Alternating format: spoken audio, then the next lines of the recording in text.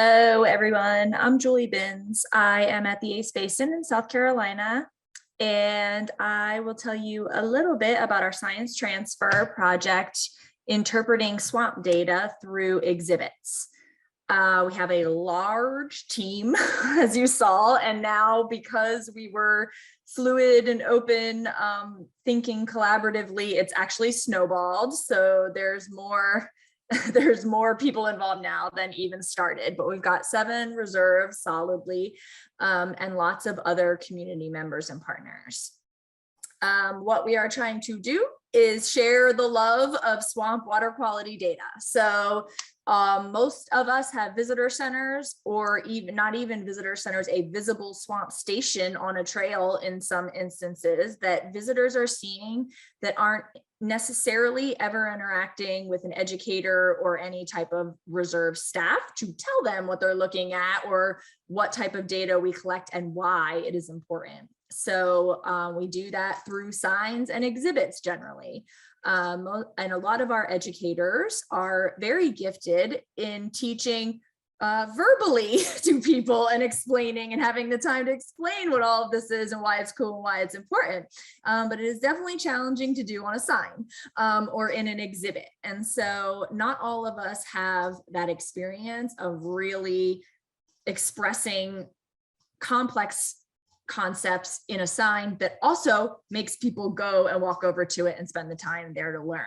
Lots of people are spending their time learning science that way. They go to aquariums, they go to museums, they go to visitor centers. So it's really important to be able to do this well. But again, we do have expertise within the NERRS system. Some of us have expertise building exhibits. So we are taking those folks that have that knowledge and are really good at it, and then we're putting all of the information on how to design an exhibit, how to do messaging, how to survey your audience and figure out who's even coming to your visitor center in the first place, and then how to interpret the information correctly and impellingly.